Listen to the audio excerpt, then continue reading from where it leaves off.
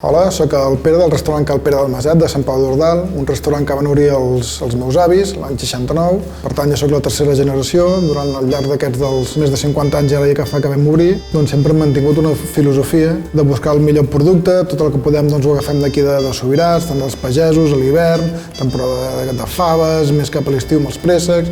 Anem fent jornades gastronòmiques sempre amb els productes d'aquí de la zona.